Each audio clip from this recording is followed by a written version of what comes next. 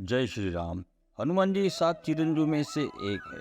क्या वो पहले से चिरंजीवी थे या फिर उनको कोई वरदान मिला? जी हाँ, हनुमान जी को काफ़ी वरदान मिले थे। जब हनुमान जी बाल अवस्था में थे तब की बात है। हनुमान जी ने जब सूरज की ओर देखा तो उनको लगा कि ये फल है। वो उड़ गए उसको खाने के लिए।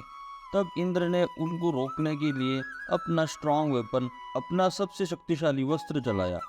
उसको वज्र कहते हैं, जो कि इतना पावरफुल था कि वो कभी टूट ही नहीं सकता था।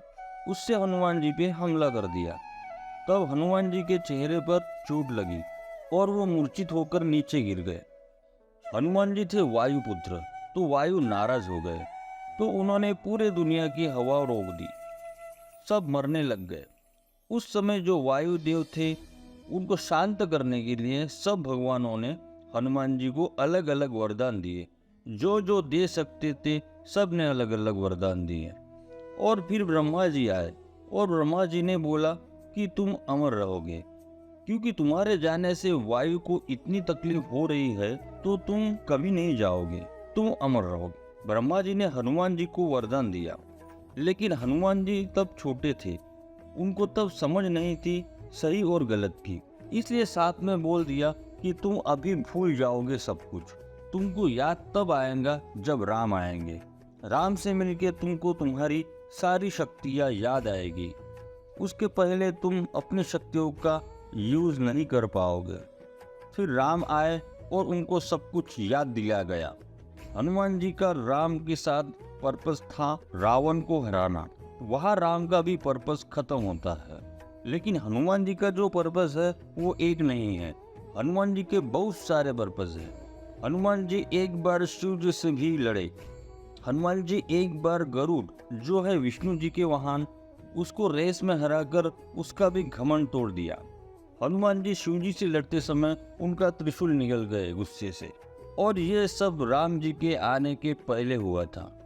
हनुमान जी एक बार सुदर्शन चक्र खा गए थे गुस्से से। हनुमान जी का जिक्र महाभारत में भी आता है। महाभारत युद्ध के पहले कृष्ण और अर्जुन गए थे हनुमान जी के पास और उनकी युद्ध के लिए मदद मांगी कि हनुमान जी युद्ध में आप हमारी साइड से लड़िए।